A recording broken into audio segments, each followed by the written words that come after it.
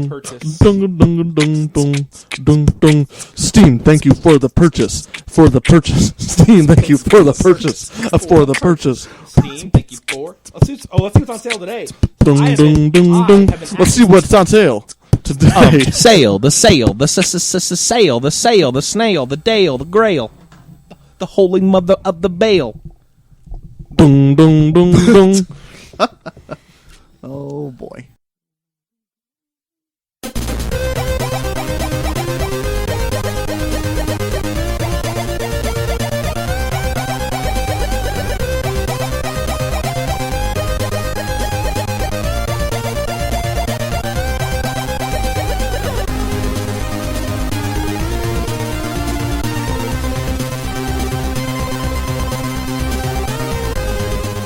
Hello and welcome to episode number 51 of the Frozen North Gaming Podcast. Woo! Why, Mark is cheering already. Yeah. Why? Because it's 51. That's true. It's like we're reborn. We're starting over at 51. This is the first episode after the 50th episode. Very true. It's like a new plateau. That's right. Yeah. We've plateaued more than ever before. Absolutely. We are the Frozen North Gaming Podcast, and if you haven't heard of us by now, I wouldn't be surprised, because not many people have heard of us. So, but we are on episode 51, and if it is your first time listening, we welcome you. My name is JJ, and I'm here alongside my two friends and co-hosts, Mark. Howdy, y'all! Howdy, y'all who? That's better than laughing after I say it, right? I don't know. Is that what you had to force that out? Yeah, he did. He had to like. That's how Impressive. And Brian. Hi, I'm Brian. Very simple. Just like me. when I keep it simple, you guys get disappointed and ask me to say howdy, y'all. Well, that's because you've set an expectation. That's true. And you can't break said I broke one of my expectation. cardinal rules. I don't like to set expectations. Right, and you did, and so now we expect it. Understandable. So it is disappointing when you don't do it. For me, I like to set very low expectations. Yeah. So that I can bust. So I can. That was a quick. Yep. So yeah, that I you can do. burst. I agree. So that I can burst through them triumphantly, like a butterfly comes. Well, through you can't it. burst Oh, man. through it because if you burst through it, then you're just setting a new. No, because I burst through it one time. People are like, "Whoa, he blew through those expectations." Then right back to low I expectations. can't wait till he does that. Exactly, it's coming. It's coming. All right. Actually, in a way, he did last night. Actually, that sounded like a dirty joke, but I'm serious. Yeah. Yeah, definitely did. Well, I guess we can just go ahead and hop right into that. What have we been playing? Brian, why don't you start us off?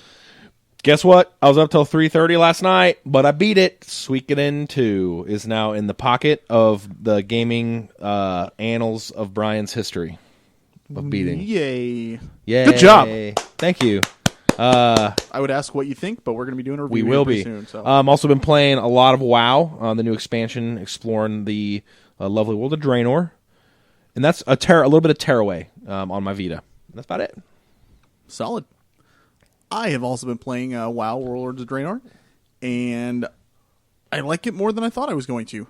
I am trying to make sure I don't dive headfirst in and like let it suck all my time up. Because it can. Absolutely. I've thought about that. I've like kind of contemplated a little bit. Like I could easily just lose myself in this again and go back into it, but then I wouldn't play anything else. Right.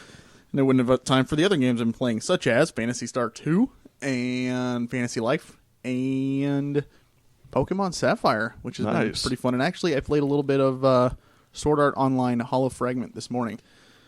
Not really a fan, to be honest with you, but I'm not very far either. So, other than that, yeah, that's pretty much it. A lot of WoW lately.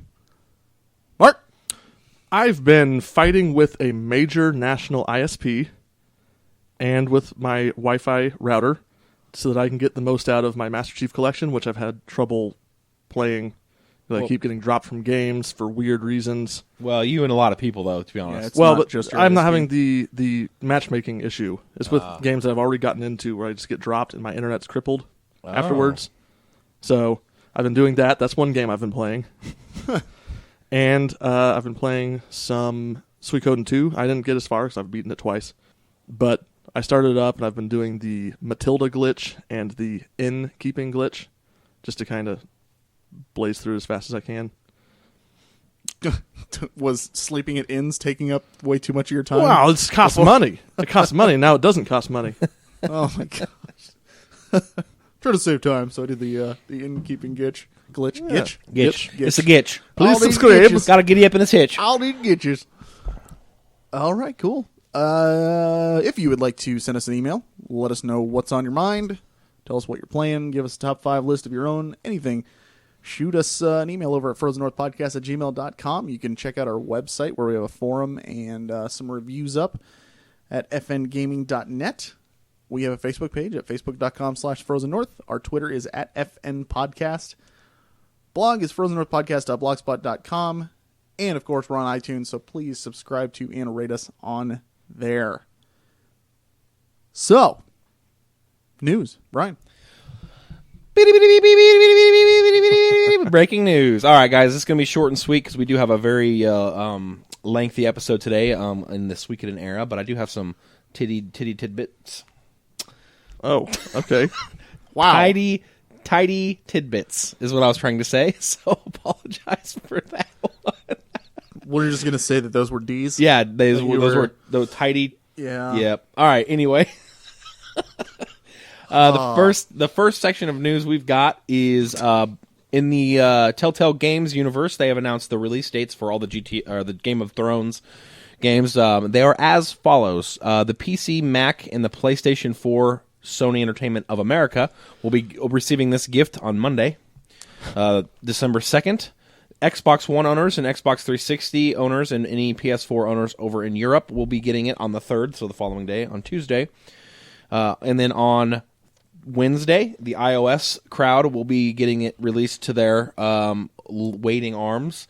And then if you are, still behind a little bit of the times there and you have the PS3 and nothing else, you will have to wait a little bit longer till December 9th, but it'll be releasing on the PS3 at that point. So pretty excited. Nice. I mean, Game of Thrones done by Telltale Games, who are, of course, known for The Walking Dead and The Wolf Among Us and Sam & Max and all these other, point-and-click adventure games. You picking it up? Oh, absolutely. What system? PC. Are you? Yeah, that's the way to do it. My rule, and I've always said it, my rule is I'll always, if it's cross-platform, I will always default to the machine with the most power. And that's, it doesn't even matter for Game of Thrones. It's just something I've always done. Like what will play, like what's got the most juice. It's my computer. I think I'm going to probably get it for PS4 just because this seems like the perfect game for me to be able to sit back on my couch and just watch this thing unfold. And I can't do that in a computer chair. I have a big monitor, and I have a reclining computer chair in my house. So I've got the HDMI cable that goes to the TV. I've got my Xbox 360 controller. Then I play it, and I. So I see what you're saying. It's definitely it. a very cinematic game, but I usually just grab my controller from my computer. Plus you've seen where I sit. Yeah, absolutely. And I can't sit I get it. there for long periods of time, unless I'm in a game that's like action oriented where I'm doing a whole bunch of stuff. Absolutely. But I'll be getting it on the PC. Can't wait, really. I've been wanting to play Walking Dead Season 2, but it may have to take a backseat to Game of Thrones. And then Mark's definitely recommended The Wolf Among Us. So yeah, definitely. I was looking at screenshots for the Game of Thrones game, and it looks like there's going to be some familiar faces in there. Absolutely. It's not just a side story. I saw Tyrion and Cersei, just to name two of them. Yep. But is Tyrion in his robot form? Yes. Little Destiny humor there for you guys. There's a guardian. He wasn't a spark. He's the thing. And then isn't the hold on? Let me go to my Grimoire cards. He's your and find out what the plot was. He's your faithful was. companion cube. Yes. And then refresh me if I'm wrong. Oh, jeez. Shout out. Refresh me immediately if I'm wrong. But isn't the Borderlands game released as well? I think so. Yeah. So the Borderlands. I saw reviews for it, so it must be. Well, it's either released or released soon. So Telltale is, they're coming out swinging. All right. And I probably should announce I got a Vita since last time. Congrats. If you follow me on Twitter, you can see the picture I posted. I went all out. Yeah, it was a spree. Yeah, but it was sweet. I bet it felt great. All right, moving on. Ubisoft is actually eating some crow and giving out free DLC, additional games as Assassin's Creed Unity Apology. As you all know, it's been plagued with everything. I would say more bugs than is acceptable. I think they just patched it and it fixed 300 bugs. Oh, wow.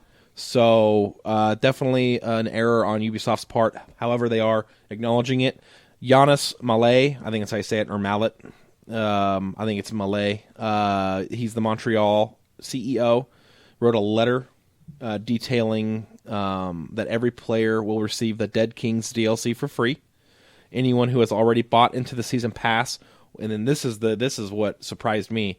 Anyone who bought the season pass of that game will be getting a game from a select list that includes The Crew, Far Cry 4, Watch Dogs, Assassin's Creed 4, Black Flag, Rayman Legends, and Just Dance 2015. Those are all brand new games. That's incredible. I mean, they're giving it to you. They're all not brand new. Well, most of them are relatively new. Remember, EA did something like this when Rockman came out and all the controllers were defective. Yep. They gave a free game out. My brother actually already took him up on that offer and grabbed Far Cry 4, which is pretty incredible to just literally get a game that just came out for free. Yeah. See, I mean, well, you remember when we did our top 5 publishers? Yes. Ubisoft was my number one. I mean, that's like, I totally disagree with them releasing a game before it's ready. Yeah. I think they could probably take a few notes from Blizzard in that respect and be like, if it's not done, it's not done. Yeah. You know, push it out. There are people in the gaming community who are going to, whine and stuff like that. Once it comes out, they're not going to care anymore. Mm-hmm. As long as it works, don't try to, and I don't know if this is the case. I don't know they wanted it. Absolutely, they wanted to grab some holiday sales, so they pushed up the release date. And they should never do that if it's not ready at all. I agree completely. People are going to buy the game regardless of what time of year it is. So I don't know. I really think that it's awesome though that they're. I mean, that's a huge deal. These are some big titles. You get free DLC and I mean, Far Cry 4 just came out, right? So yeah, I think that's pretty big news. I hope it just makes them learn, like, hey, you know what? We just can't release games until they're finished. Patching a game to fix 300 bugs. That is exactly why you have beta. Like, that's what a beta is for. Right. It's to get all those, and just obviously, wasn't done. Yep. Moving on, Ni no Kuni developer working on a new PS4 title. Keep your mouth shut. I know you want to say it. Ni no Kuni. Well, I'm keeping my mouth shut. Good. Okay. I guess I'm not, though. He's not.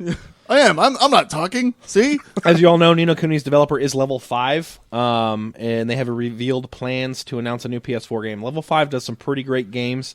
It looks like they're the studio that did like Fantasy Life. That's a newer game. And then obviously, I think it's gonna be exciting. I haven't played Ni no Kuni yet, but I really wanted to get into it. I've been no one's everyone's been recommending it to me, so I'm pretty excited about that. Everyone? By everyone, I mean the people in my circle, except for somebody that's the people who matter have recommended it.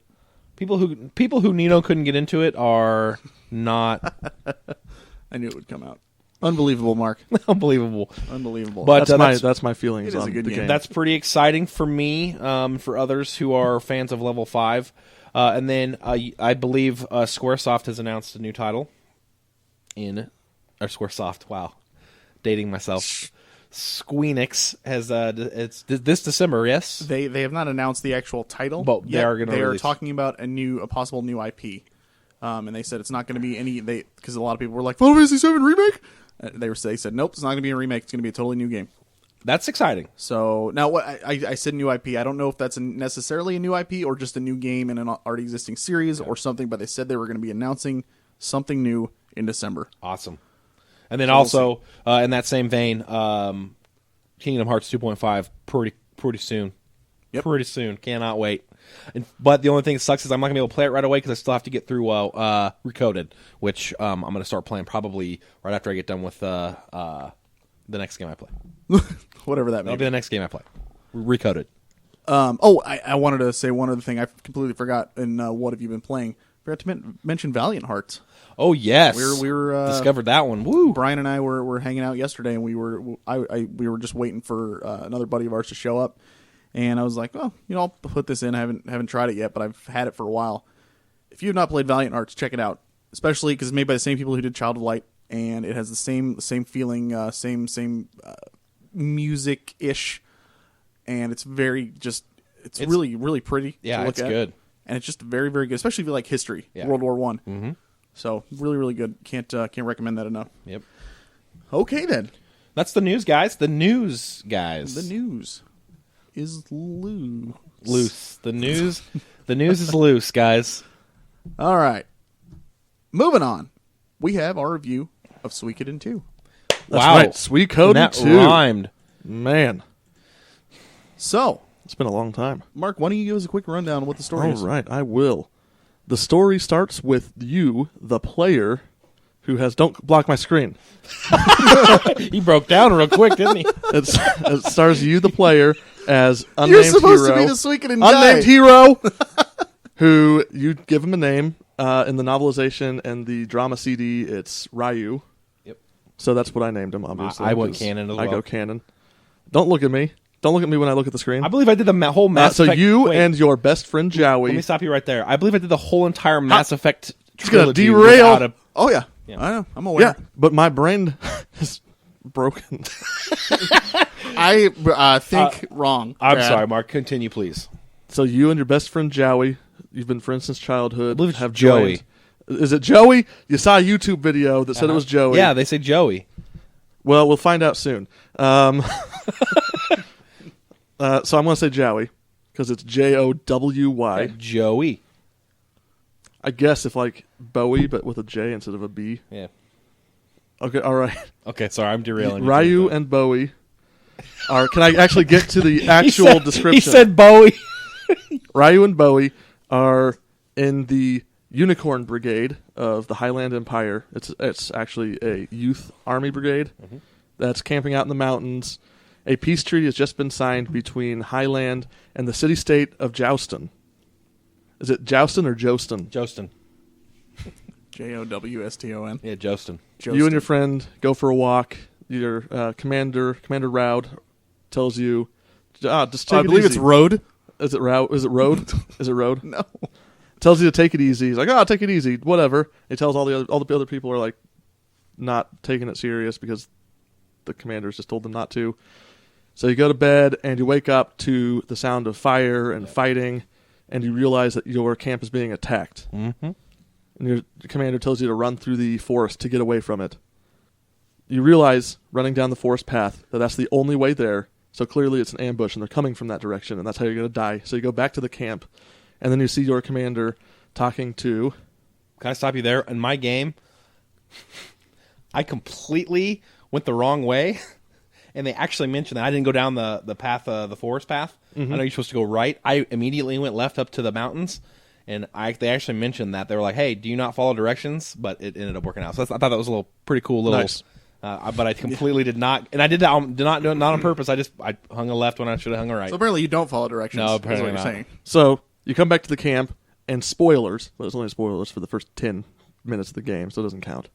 Spoilers, your commander, or I think it's a captain actually, your captain is in cahoots with the Prince Luca Blight of Highland. And they have staged a massacre and made it look like the city-states of Joston did it, so that they can use that as a pretense for war. Luckily, you catch them doing that, and you run up to this cliffside, and you jump off into a river to escape. You and Joey. You and Joey, whatever, Bowie. Wash down the river. You agree beforehand, we're going to meet back here if we get separated. And you wash down the river, you get separated, you get saved by these mercenaries. Eventually, Bowie. Just say Joey. All right. Comes to save you, and you go back to your hometown and find out you've been framed as spies. So now, not only has your brigade been massacred by the city-states, but everyone thinks that you were involved in it, and that you almost get hung, and the mercenaries come back and save you, and thus starts the epic adventure that is Suikoden. 2. Suikoden 2. Mm-hmm. Yep. That about sums it up. Is that enough of the plot? I think so. If I go further, then I get into... No, I mean, because cool it spoilers. branches off into a bunch of different directions, and there's, There's a lot of 108 freaking characters. There's a lot of cameos. A lot of cameos. Yes. So it's well, let's hop into some pros. I'll start. It's probably been the longest for me since I've beaten the game. I played it recently to give myself a quick refresher, but I didn't play it all the way through. Improvement over the first. Definitely. I mean, the inventory system is better. The graphics and the look of the game They look the same. are very, very similar. Yeah, they look the same. But you can just, it feels like a more mature version. Yeah. Almost of the first one. Definitely all of the portraits are much higher quality. Some of the portraits in the first game looked like they're hand drawn almost. Mm-hmm. Yeah, for sure. The box art's better. Definitely. It makes more sense. I think the characters I really like.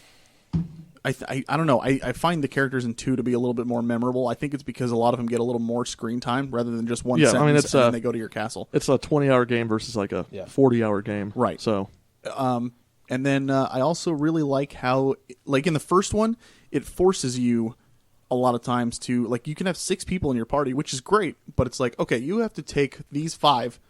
All right, pick your 6th, and you have 100 people to choose from. It forces you, and it's like, what? I want to pick the 6 people that I want to use. Right. I don't want to pick one guy and be forced to use the rest of them, especially with that many characters. You really need choice. 2, I mean, there's still parts where you're forced to use 2 or 3, but that's still way better than 5 or 6. Right. I did like that it didn't put you in situations where you had long range people in the front and short range. Like in the first game, there were those battles where you were like, I didn't get useless. I didn't get to move my. I remember the first game. You need to change the formation. Like I didn't get a chance to move them. What's going on? Like, so that was, I like that. Right. Yeah, that was always fun. Right before a boss battle, you had a guy in the front with long range, and you're like, right. And then it is a really big deal that they do that because of the way the Unity system works. Oh yes, yeah, absolutely. And then the battles, the big battles. Now, granted, it's still pretty smallish and it still feels a little bit goofy, but I took the ones in this one a little bit more seriously, just because of the layout, and it's a little bit more strategic, especially towards the end of the game. Like, I know Brian had some complaints at the beginning saying, like, I don't even control half my guys. Yeah, I'm just doing one little thing and he's telling me what to do, so it's not really. But, I mean, you saw it was a little different at the end. It's more, like I said, I even admitted that it's way more strategic than the rock, paper, scissors version of the first game. I would hope so. Yeah. So, but yeah, just a lot of improvements. And the first one was already a solid game. So that just made this one, so much better. So, pros, you guys?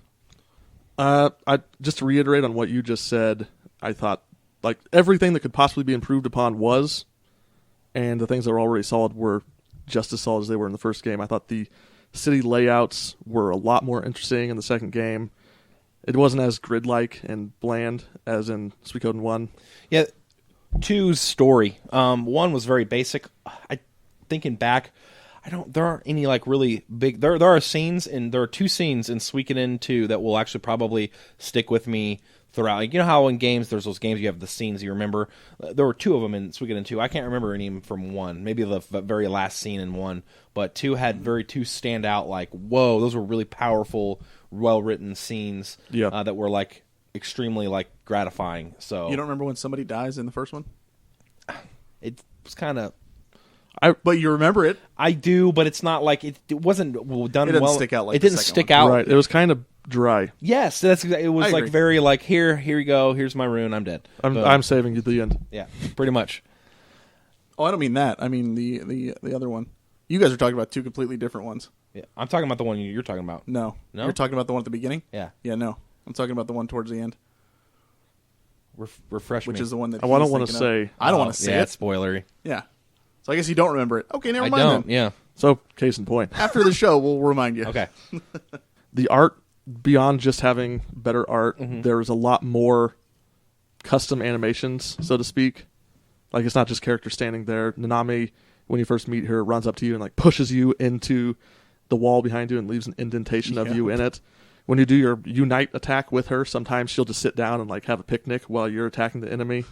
Stuff like those little details that are blended in throughout the game make it feel so much more fully fleshed out. I feel like by the time I get done with the series, because here's a pro, I'm going to lead into this. I feel like by the time I'm done with the series, I will maybe be more accepting of the 108, because in this game, though I still think there were way too many characters to keep the narrative focused, they did a lot better job, and you said it, of instead of just saying, I'm an old fruit farmer, I'll join your army, boom, and then it just does that little like, and then it goes to your castle. They had a lot more characters that had a lot more fleshed out stories. Yep. in this game. In the first one, it was literally just they say a sentence, they go to your castle, and even the really basic ones, yes. like what is his? I can't remember his name, but you get him really early on.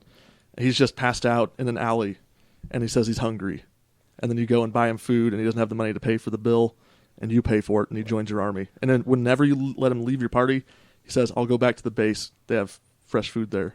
So. Yeah. Or the town that's being attacked by bandits that only attack groups of women. And so you have to have women in your party. Yeah. Yeah. And you go there and they attack you, and then the other one joins you because of that, because she sees like, oh my gosh, they're strong women here. Mm-hmm. I'm going to join this army. So while were still way too many characters that were just basically throwaway. Nah. So because there were still too many characters that were throwaway, I can't quite come on board with the 108. But 2 did improve upon it a lot. There were a lot more that were worthwhile, is what I'm trying to say. So that's a pro. They took one's basic. I don't feel like there's too many characters. Obviously, there's too many. There are too many throwaway. The way characters. I see it is,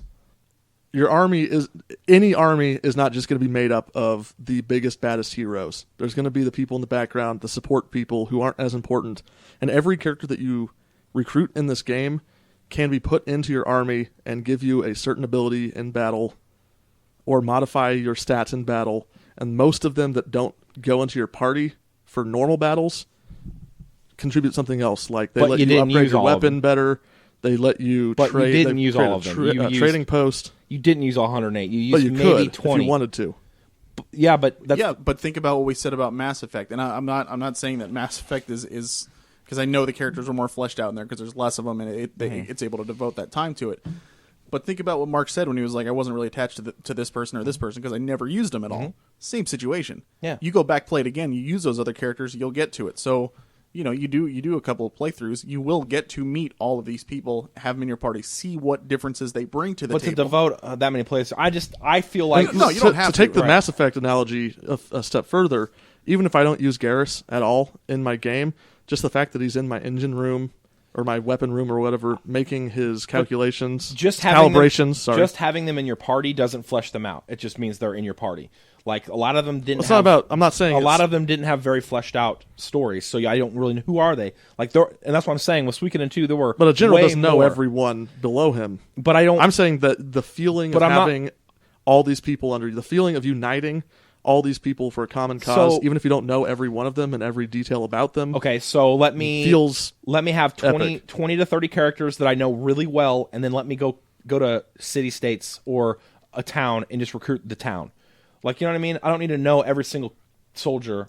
I want to know the important ones to the story, and then to move on. Like, that's kind of my philosophy on it. I don't mind. But 2 actually did a way better job of like, oh, this person actually has some backstory to it. There's like you said, the guy in the alley, barely any backstory, but so much flavor in that character. They did better in 1, where it's just you just talk to a guy and they join your army.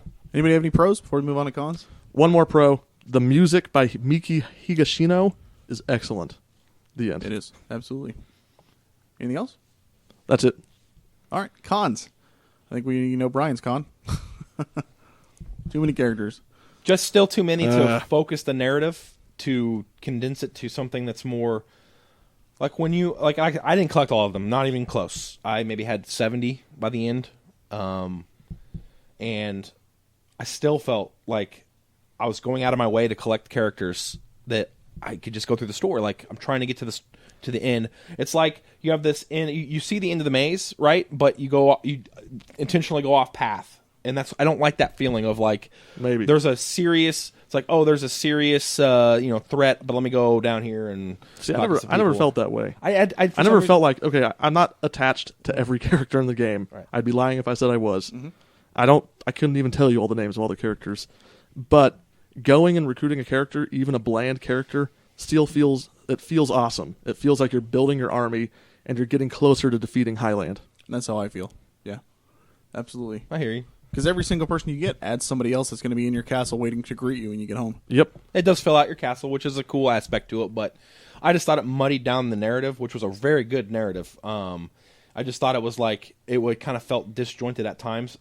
Way less than in 1. Like, this one fleshed it out way better. It felt way more connected Then in 1, but there were still those oddball side characters that you were kind of like, well, okay, But honestly, a huge improvement. But that's still they too many. Just bring it down a little bit. That's just my opinion. I know that it's an unpopular one, but just the way I felt. Honestly, one of the very few cons in the game, to be honest. If I had one con, and I'm not saying it's a perfect game, because there are games that I do like better.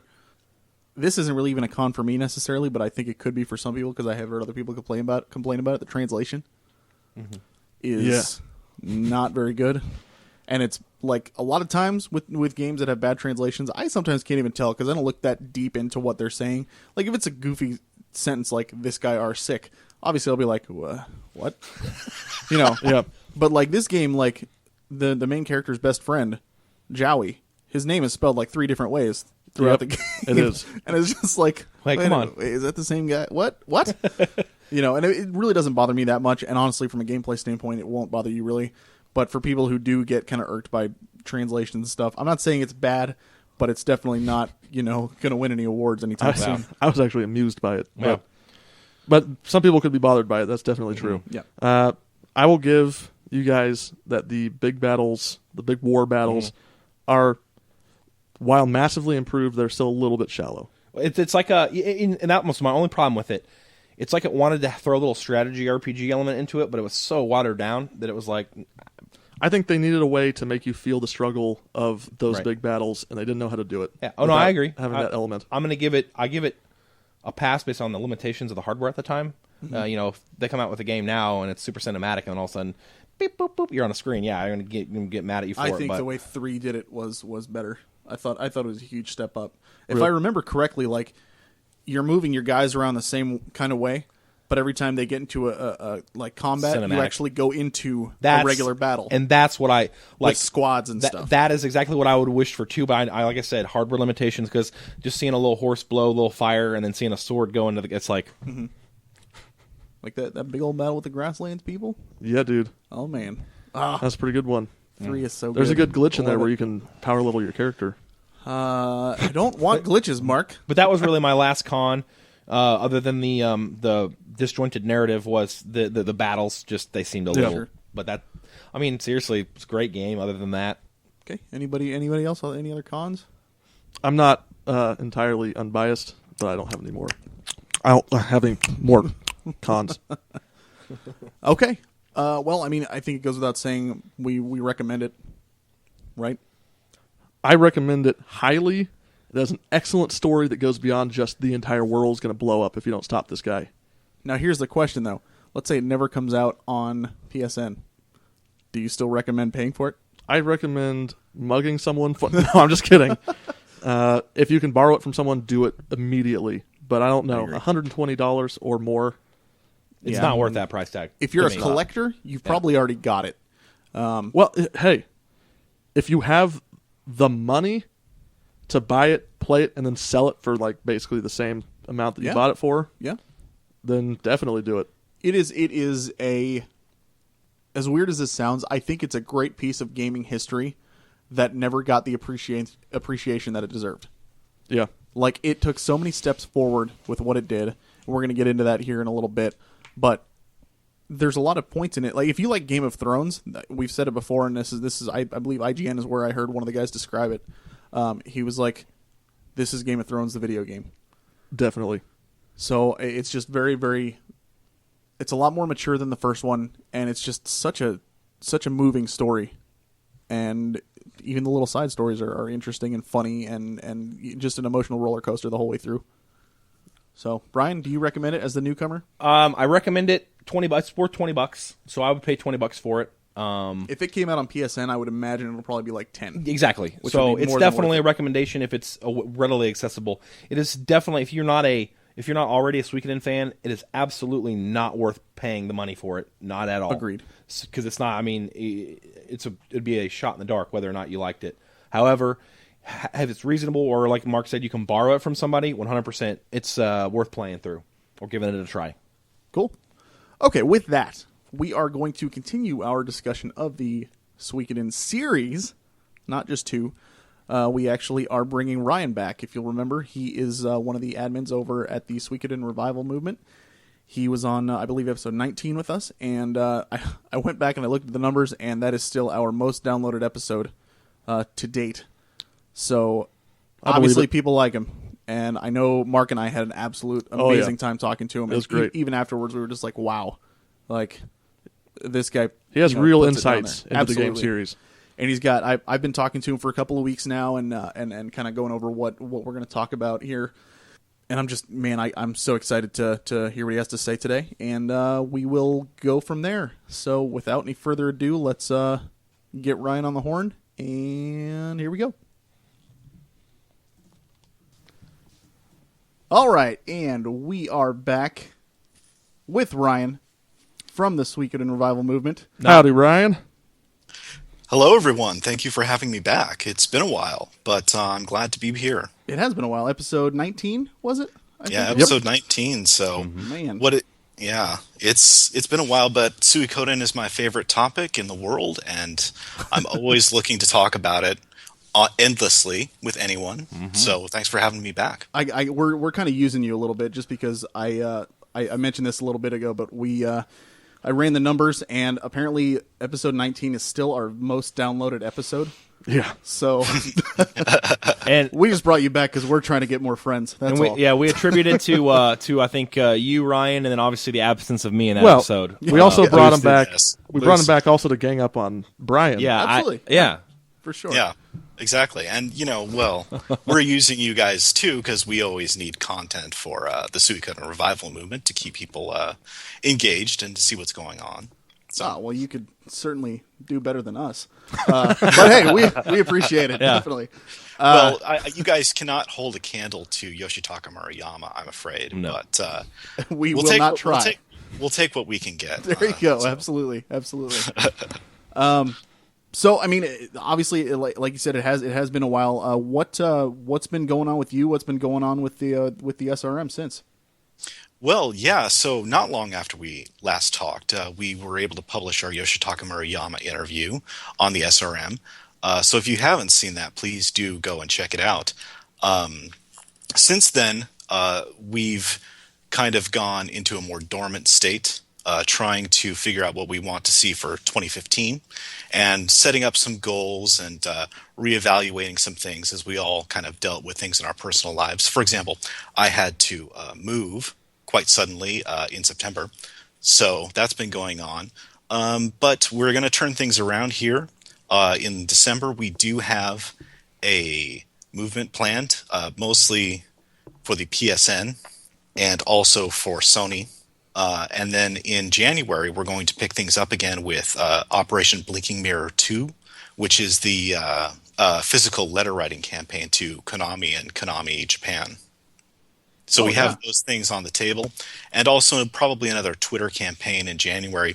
As we reach 2015, we're going to really start picking things up again. So, see, that's what I think is funny is that you say there's like, we're kind of going a little bit dormant, but you just named like 3 things you're going to be doing, and then you said January, which is the very beginning of the year.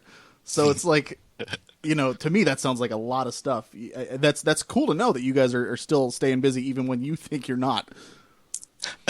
Well, we do take some professional pride in what we do here. Sometimes, as much as we like to joke around, Suikoden is a serious topic with us, and we very much love it.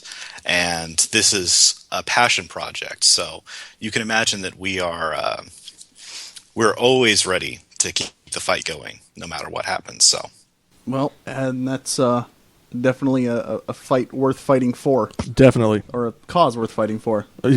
Yes. I don't know why I said it like that. Yeah, you know what I mean. But we're totally excited to see what you guys do, and we will absolutely do everything we can to help alongside of that, for sure. Even tweeting out what we need to tweet, right, I can't make any promises. I don't know. I'm not a social media butterfly. You are the worst. I just don't. Mark and I are definitely on top of it, for sure. But I will try, and that is a guarantee. That is a guarantee that he will try. Absolutely. Well, thank you at least for trying. Absolutely. There you go. I just don't. Twitter is scary. It's a scary place. It can be. Once you get used to it, it tends to be a little bit better. I ran the Twitter for about a year straight, and I'm kind of coming back into running the Twitter now, and it's it can be a bit scary at first, but I think once you get a handle on how hashtags work and how mentioning other people works, like it really does get easier. Awesome. Definitely. Okay, so why don't we go ahead and get into the meat of why you're here today. We're going to kind of look at some of the I guess from a more philosophical perspective in the series as a whole of Suikoden. I mean, you mentioned to us off the air that you wanted to kind of start out talking about the runes and what they mean to the series, because they obviously play a huge part. You know, not only just in battle, because that's where all your main powers come from, but like they are like a huge part of the story. Yeah, they certainly are. And for those who may not have played the series, in the series, you can't really use magic as is. You have to equip a rune in order to use magic. This is the source of magical power within the Suikoden universe. And there are 27 true runes, so-called true runes, which are to a large extent sentient and indeed seemingly quite intelligent. And if we want to talk about Suikoden, it's very difficult to talk about it without talking about runes. When we talk about the true runes in Suikoden, they can be interpreted effectively as a metaphor for the type of military and social power that people in real life are always trying to achieve. To a certain extent, they play the same role as a high-level military technology. Only in the Suikoden universe, which takes place something in like a Renaissance era, they are effectively, they endow their wielder with a tremendous amount of military power. But one thing that becomes clear, particularly as you play through the games, but also even in the first game in Suikoden, you see that the power of the runes is not wielded without a tremendous cost. For example, in Suikoden 1, the Soul Eater rune, the true rune, gains its power as the main character's friends and family die. It literally eats the souls of those people in order to gain new magical spells and become more powerful. Which I guess would be like a metaphor for people basically stepping over people, their family and stuff to gain power. It kind of makes sense if you think about it. Exactly. Mm-hmm. And the basic message here is that power comes at a price. And in Suikoden 1, this is spoken rather transparently to the player as they play, because obviously, Ted dies very early in the game. And that's how you acquire the rune. And then other people begin to die, like Odessa, and that's how you acquire some of the earlier spells that the rune can use. Mm-hmm.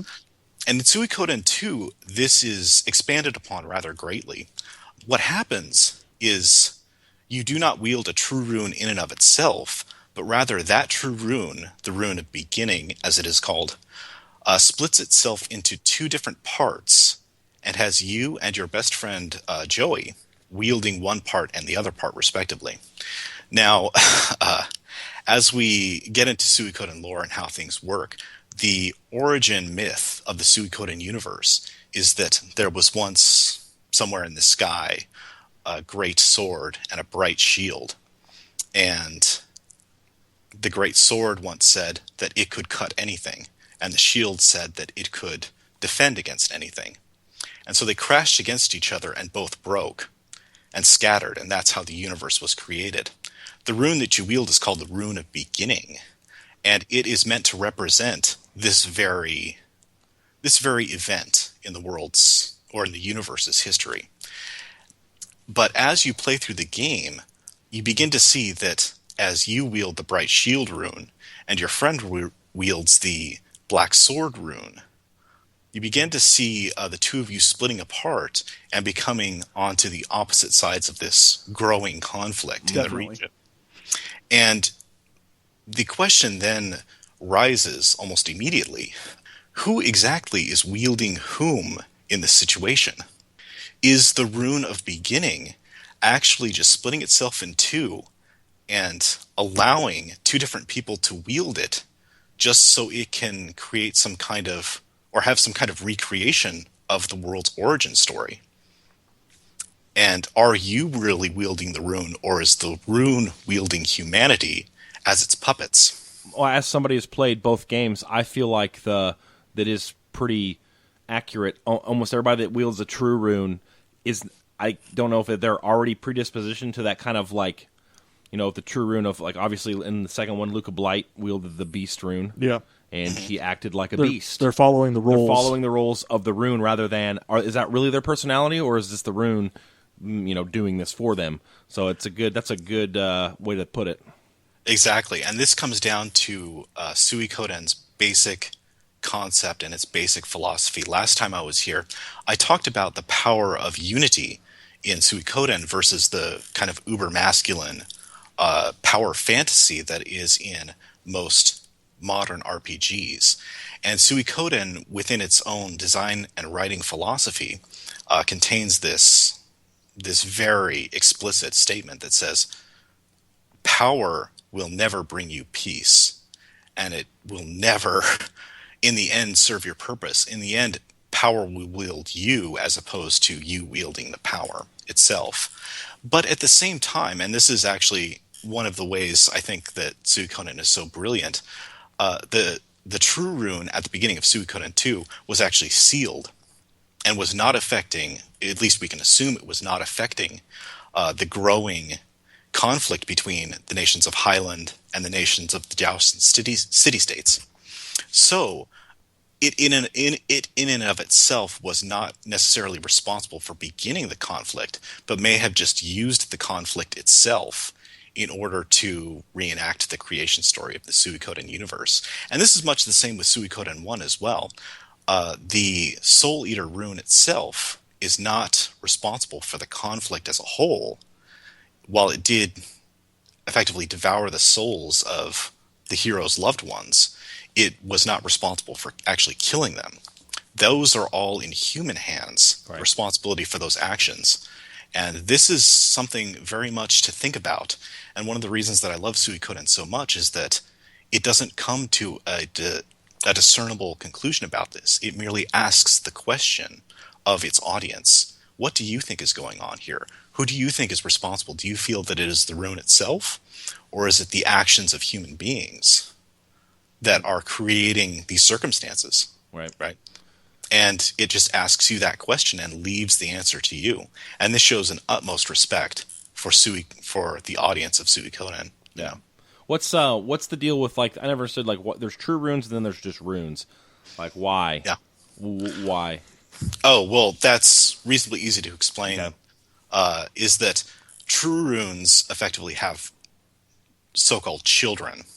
Okay? Gotcha. And the more and more generations you are distant from a true rune, the less and less sentient each rune becomes. Gotcha. So, for example, if you haven't played Suikoden 5, there's the Sun rune, which is the center of the conflict, and its two close children, the Twilight rune and the Dusk rune. Got it.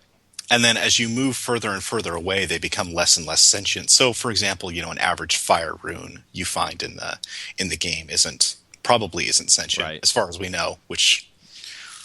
And speaking of sentient, the Star Dragon sword, is that a rune? Is that a true rune? Yes, it is. Because it always taught me it's talking. It was kind of snide, and especially in the second game, when you meet it, it's like, okay, we'll do this again. We'll go. I like how it kind of broke the fourth wall and was like, okay, yeah, we'll go kill the Neck Lord again, idiot. You know what I mean? It was a pretty fun scene. Yeah, exactly. And the true runes, we don't really know what they are or what they wish to accomplish. For example, the rune of beginning, its entire purpose in life may just be to recreate the origin story of the Suikoden universe. With the Star Dragon sword, which is actually the Night rune incarnate, right. It may actually have sealed itself into a sword form in order to prevent itself from having such a huge effect on humanity. Understandable. That tends to be my interpretation of it, because it knows it will be used. It knows it will be used to kill people. It knows it will be used for people to seek power. So thus it seals itself into a form of a sword, so it can more or less choose its own battles. Got it. Yeah. Now, correct me if I'm wrong, but I with the 5 main games that are out right now, we still haven't seen all the 27 true runes yet, right? No, we have not. We've seen, I believe the number is 18 of the 27. So there are still 9 that are unaccounted for. And a lot of them are accounted for only in kind of like the outlying lore of the Suikoden universe. Right. So physically, we haven't actually like dealt with a lot of the true runes, just many of their offspring.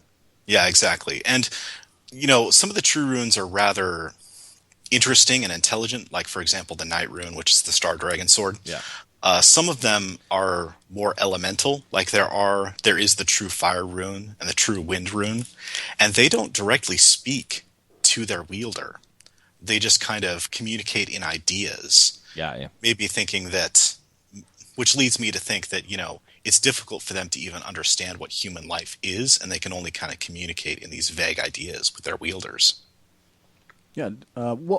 Just out of curiosity, have you yourself played any of the offshoot games like the DS one or the PSP one? Yes, I played the DS game. I have not played the PSP game. Unfortunately, the PSP remains untranslated into English, and there are no runes in the. Oh, really? In the DS game, yeah.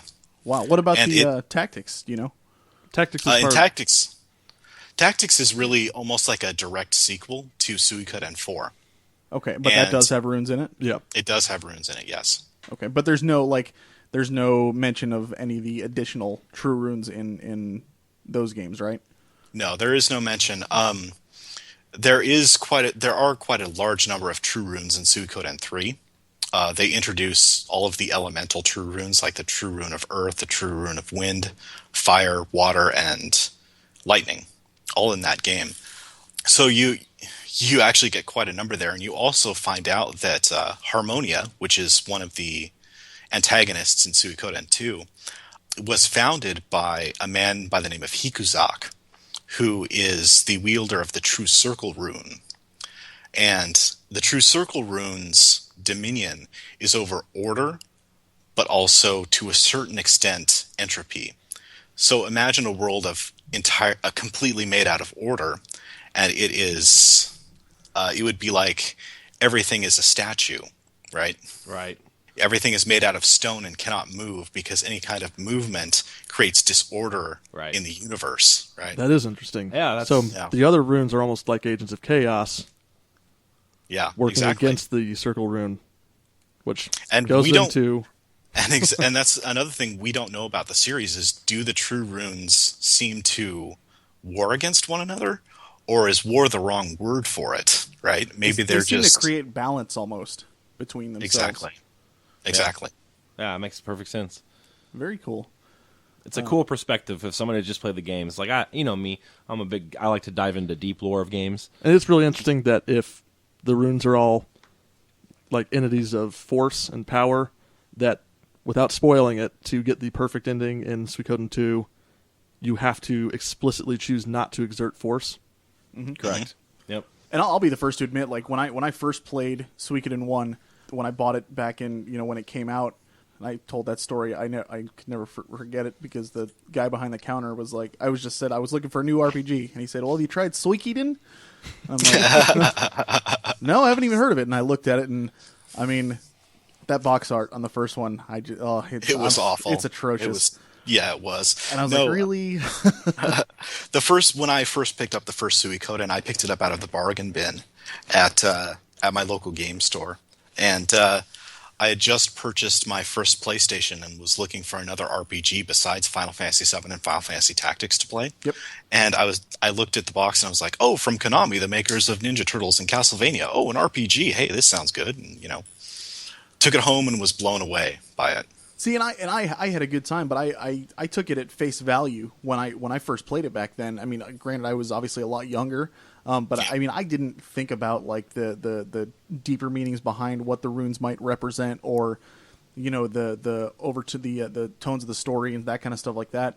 I literally was just like, oh, cool, I got a new rune, that's new magic, or I got a new strong attack or something like that. And I thought it was a fun game, but I didn't really think about it. When I replayed it recently, when we did our first review, when you were on last time, I mean, it really, really, especially after meeting Mark, because he was such a big fan of the series, and he was always like, "Man, you need to play 2." And I was like, "Well, I don't have $1 million, so I can't really get it." But after doing that, I was like, I mean, I was absolutely blown away when I actually sat back, thought about it, and like you said, the game makes you think, and I think that is just such a great thing for.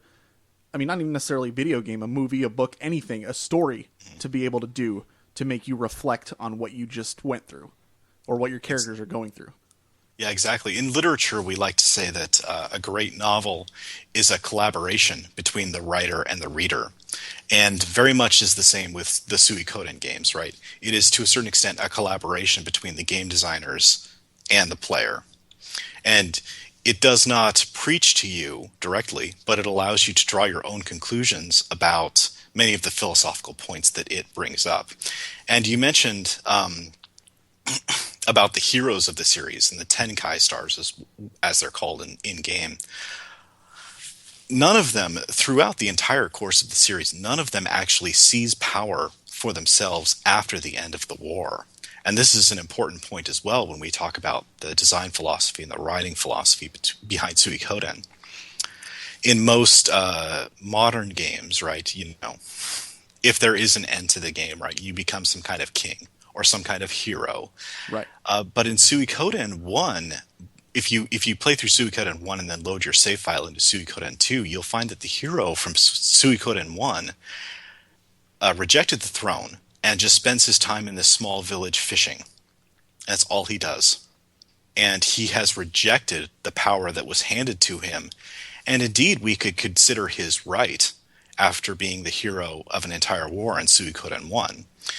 And it's important to note that the reason that he does that is because he inherently mistrusts the power that these runes give him.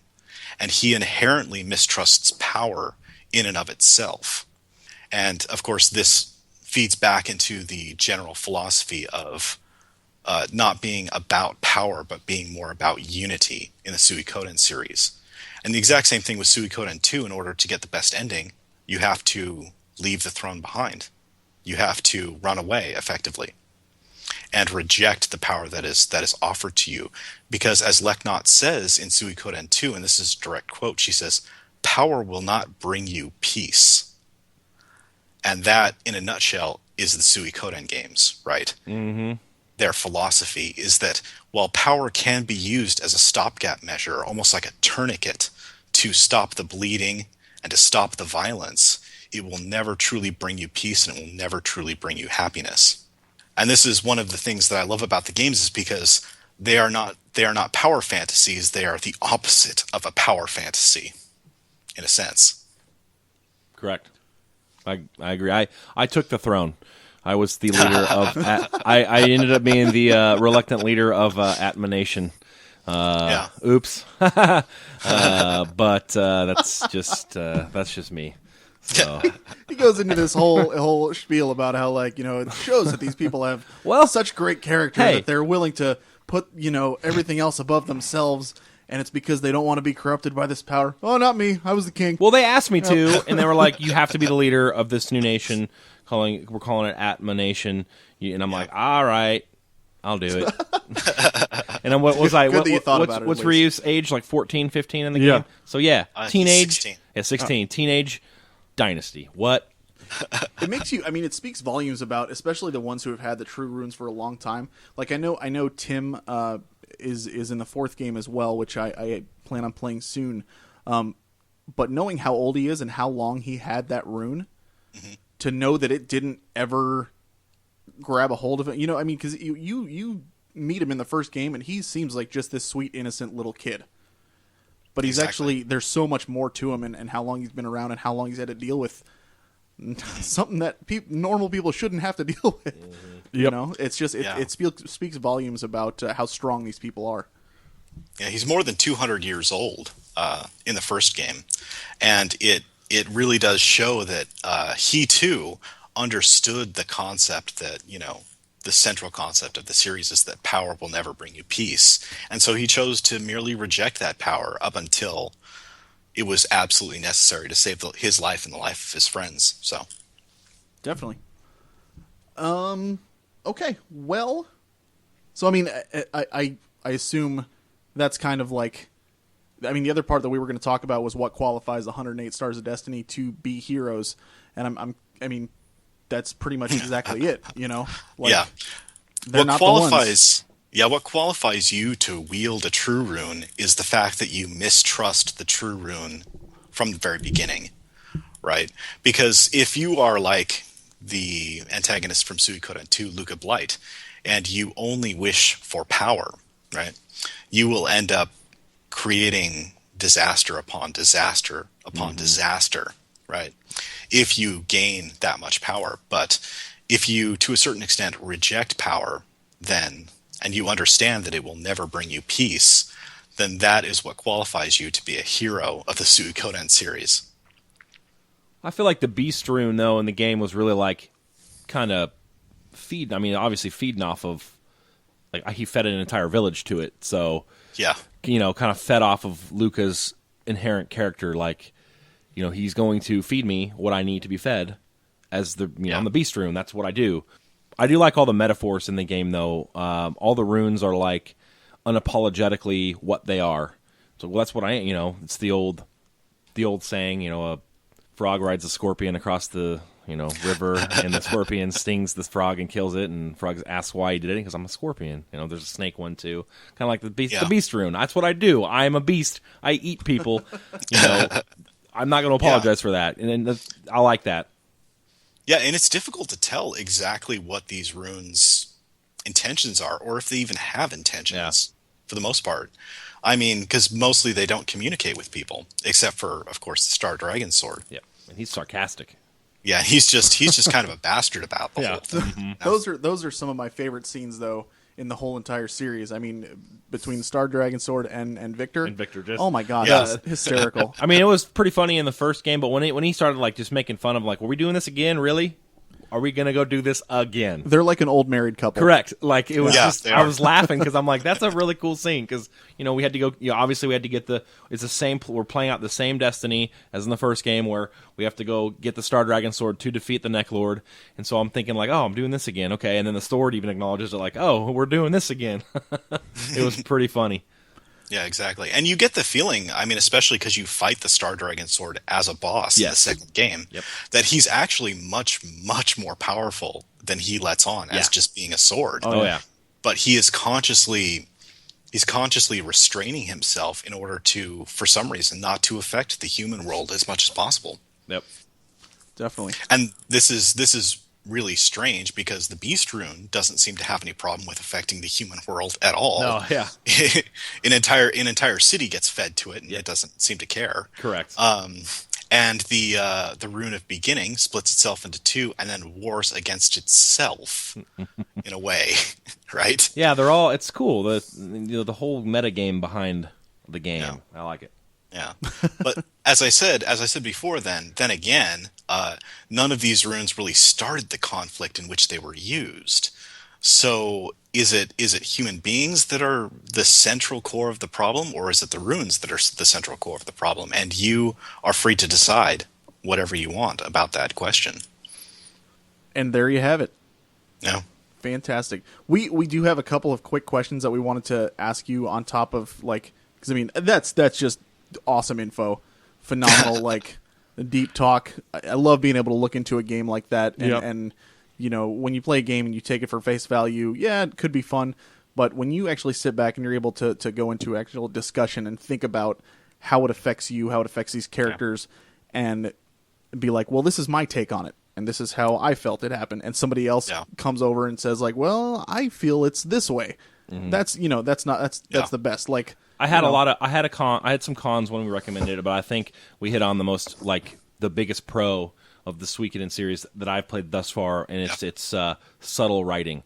A lot of JRPGs have a lot of trouble with subtle writing. It's usually just whack in your face. There's not any the world's going to blow up or something like that. Yeah, there's never any never any like nuance to a lot of JRPG games. It's always just like, here's all this, you know, right in your face, but Suikoden has really good subtle, like, just this whole discussion makes me want to play the third one, like, right away to explore more true runes, you know.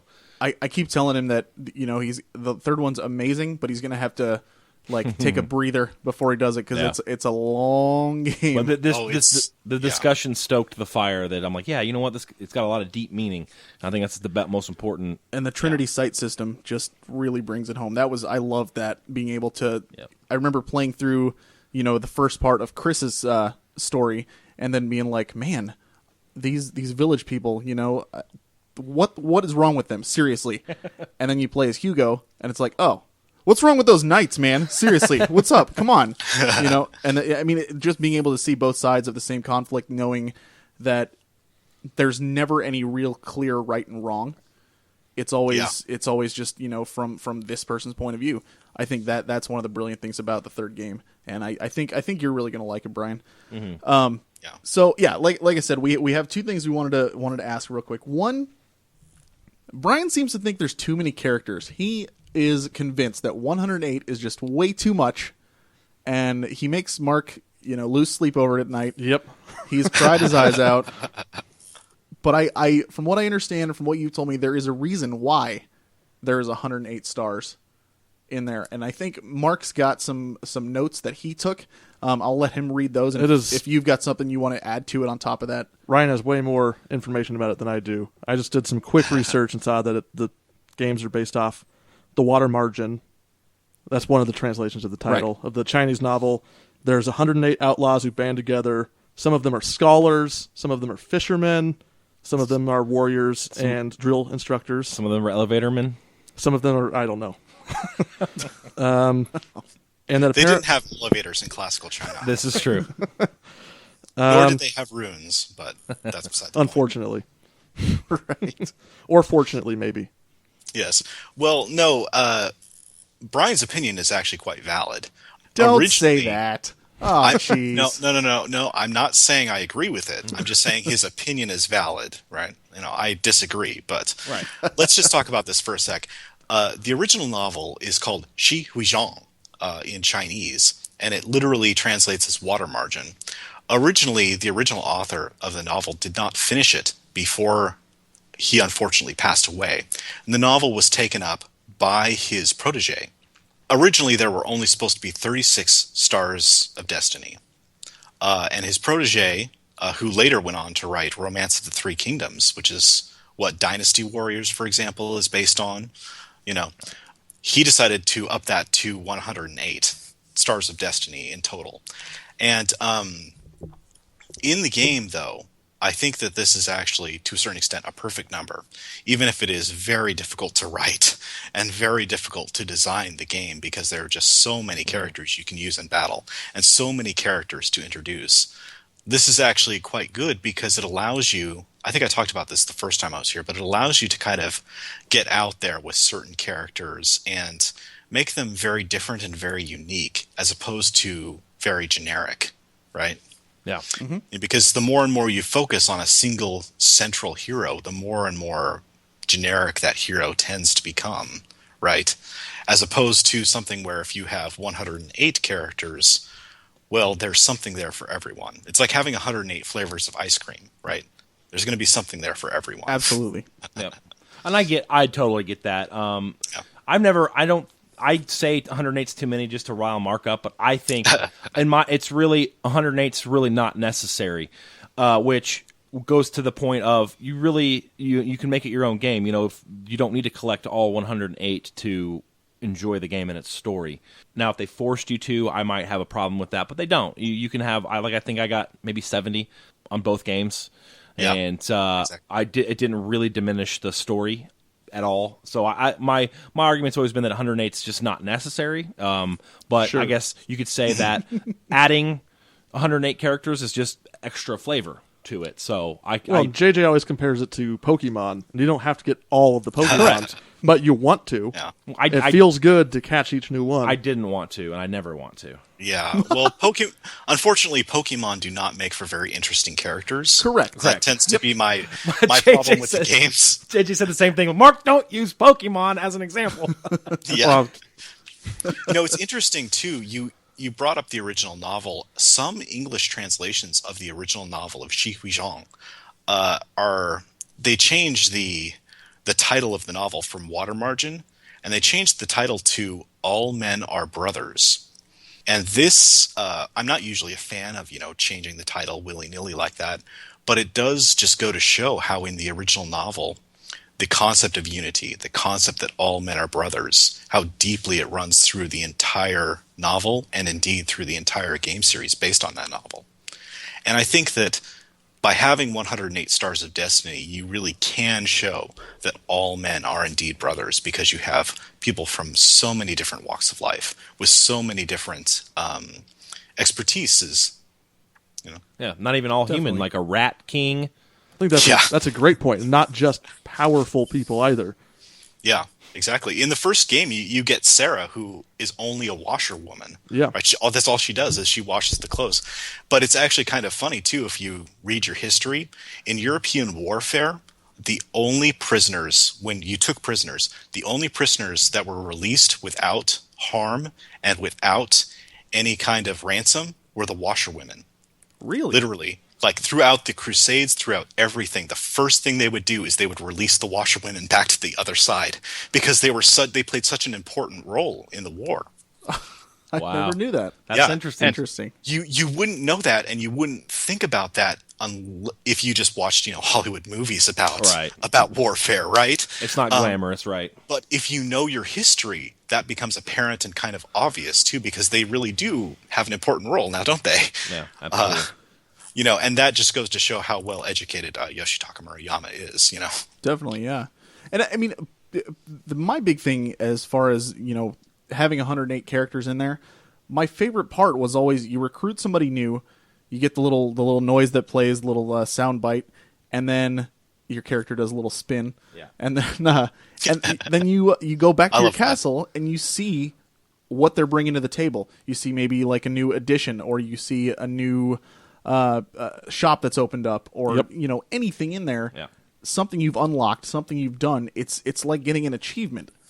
Right, exactly, and just absolutely like you're building this community, and I just think that's so cool. I mean, I'm not saying we need more. I'm not saying that there should be less, but the fact that there are so many just makes it really makes you sit back and be like, oh my gosh, I can improve my castle that much.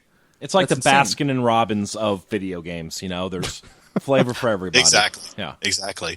No, but in the modern day, right, if you said that you wanted to make a character in your game who was just a washerwoman, who just washed clothes all day, you would be rejected. You'd be laughed out. The design document would be thrown out and shredded, Yeah. But that's the great thing about Suikoden, is that it takes the time to show those kinds of characters.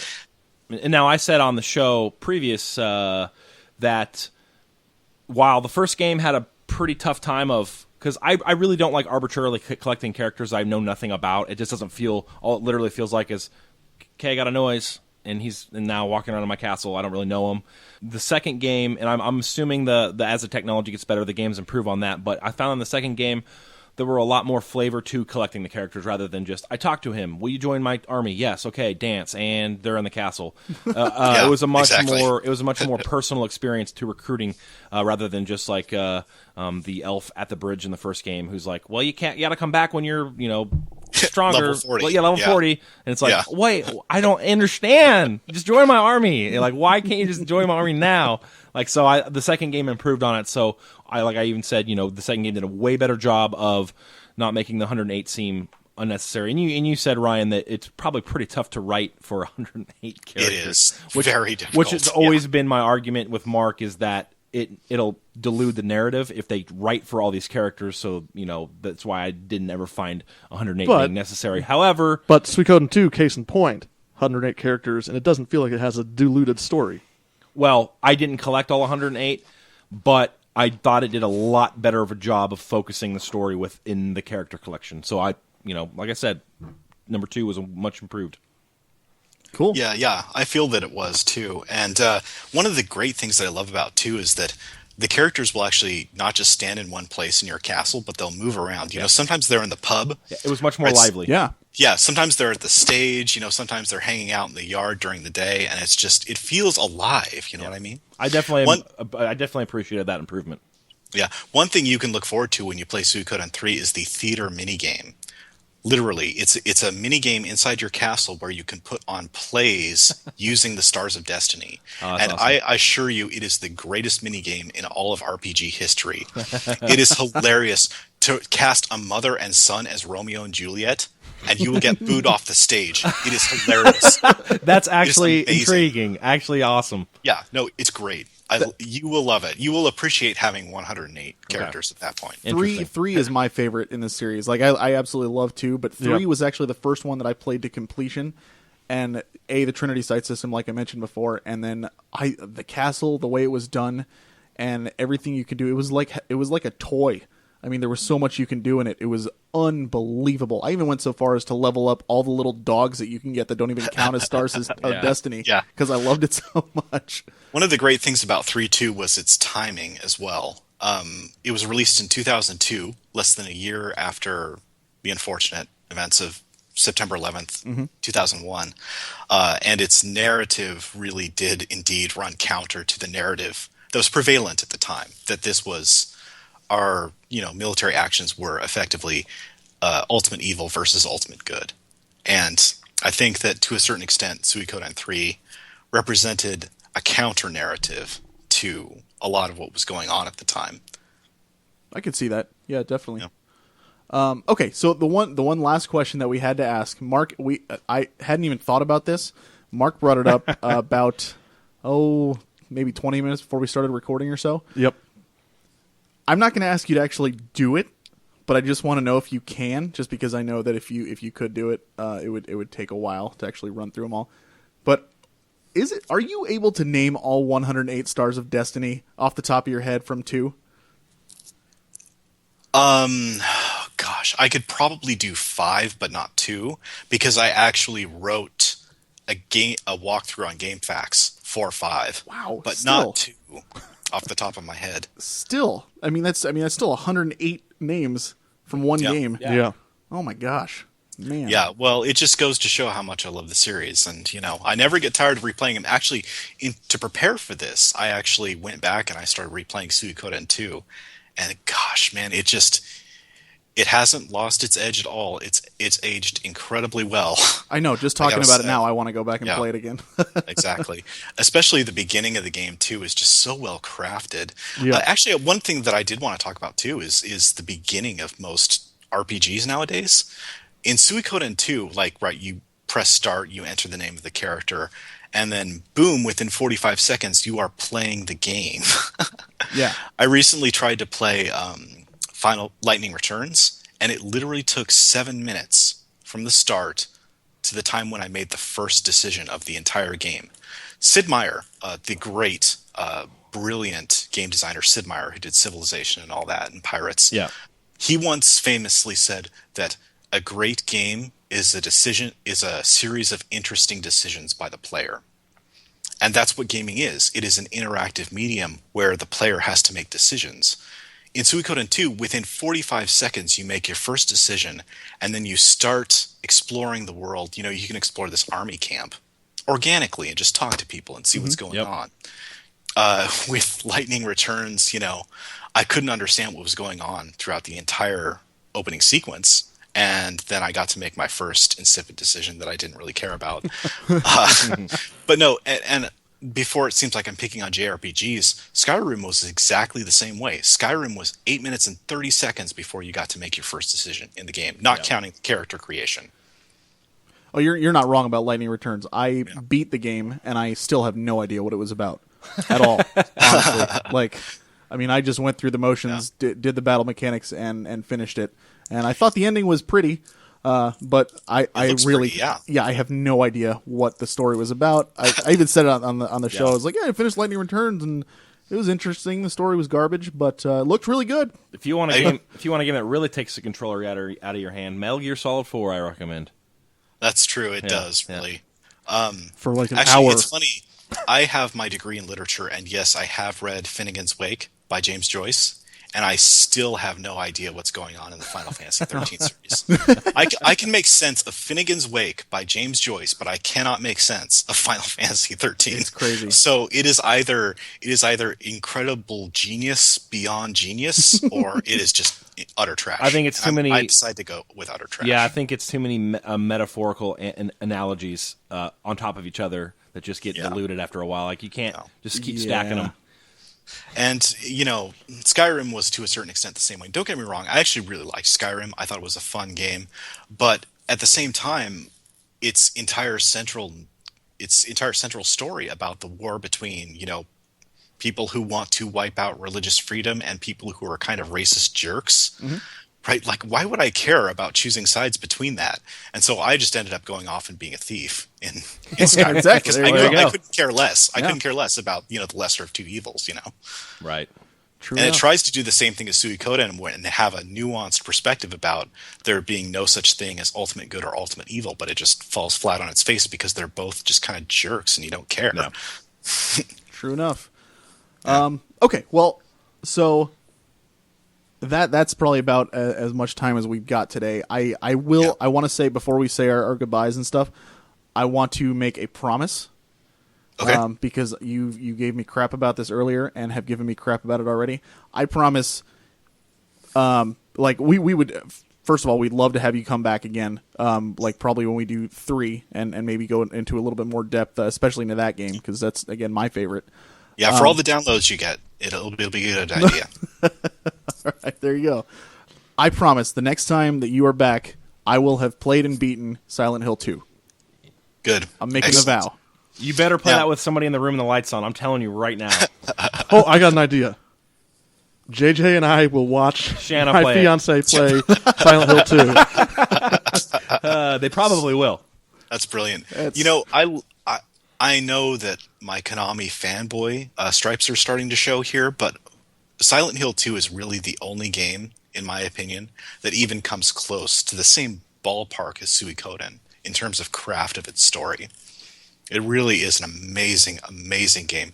And as fans of game storytelling as you guys are, I can't recommend it highly enough. All right, I promise. I will have it beaten by then, and if not, I will let Brian and Mark do an episode without me. That sounds terrifying. That's You know- punishment for us. Yeah, you don't what that. I'll do all the notes and stuff. You just have Okay. to talk. Yeah. See, I'll still do all the work. Jeez.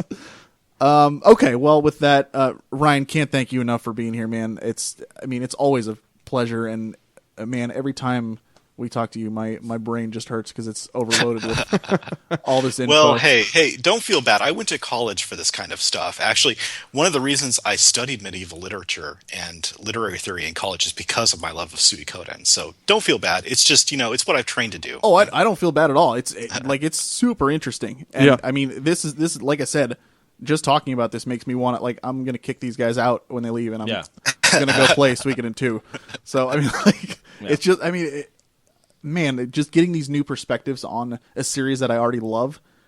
I mean, what better thing is there in gaming than that? Because I'm not somebody who goes back and replays games once I've beaten them. Mm-hmm. But with these, this gives me reasons to go back and experience because I can. You have a new perspective. Correct. Yeah, absolutely. And that's awesome. Talking about Suikoden is one of my favorite things in the world. I can do it all day long, every day. Hey. So don't feel bad about inviting me back either. So. Heck yeah. All right, man. Well, again, thank you so much, and be sure to keep us updated with anything going on with the SRM. We will 100% back you guys and mention it on the show for sure. So. Yep. Hey, great. Well, thanks for having me back, guys. And we're back with just the three of us here. Hi, I'm number 2. You certainly are. And I'm number 1.5. Wait. Mark is full of number 2. Oh. All right. So, man, that guy is just so awesome to talk to. Like, he literally has like an answer for everything. He can compare it to something that's going to make it sound super interesting. Mm-hmm. Yeah, and like he really the deeper meaning of the games. Really. Exactly. Like the runes, I hadn't thought too deeply about it. You think about it some in 3, but looking back now, I'm glad that I'm just starting 2 again. Yeah. So I'm going to pay attention and really try to digest what I'm seeing. And more than anything, the coolest thing about Ryan is his name is almost perfect if it just had a B on it. Oh. And then you take the Y and you add an I.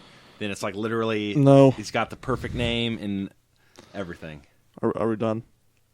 Wow. I like how you guys thought I was going somewhere with that, and then I just derailed it. Oh, no, we had no doubt that you were going absolutely nowhere with that. Is that a forced? Is he forcing No, himself that's to my laugh? like. I think so. Yeah. Yep.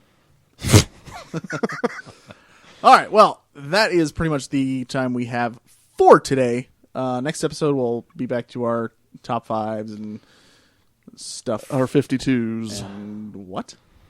It'll be episode 52. It will be 52. Yes, absolutely, episode 52. Man, my potion that I'm making with my occult black arts, using the time of the people who listen, it's becoming very potent. What are you talking about? This is a callback to a joke I made last episode, but it's really not very... Oh, it's not something you said? Yeah. No wonder I didn't remember. See? Okay, so I said I love you. What did you Oh. You're my favorite, Mark. You're my favorite. Thank you. All right. With that, and by the way, if you haven't already, I think it goes without saying, but go check out the Suikoden Revival Movement on Facebook. Definitely. Facebook.com/Suikoden Revival. Mm-hmm. They're awesome. What they're doing is awesome. And if you haven't played a Suikoden game and listening to us talk about Suikoden 2 and the series as a whole with Ryan, what's wrong with you, man? Like, come on. Yeah, Brian. Get with it. What was wrong with you? Played. What was wrong with you? What was wrong with me? The thing that was wrong with me was I was busy playing Mass Final Effect. Fantasy very slowly. No, Mass Effect, which obviously, come on, Mass Effect. Yeah, that's fair. Mass Effect's pretty good. It's pretty good. All right. With that, this is the Frozen North signing off. My name is JJ, and thank you very much for listening. My name is Mark. Thank you some more. Also. And my name is Brian, and that rhymes with Ryan. Yeah. You ain't lying. Or am I dying? I hope not. I'm not. Good. Something with flying in it. Yes. All right. With that, thank you again. And as always, keep on gaming.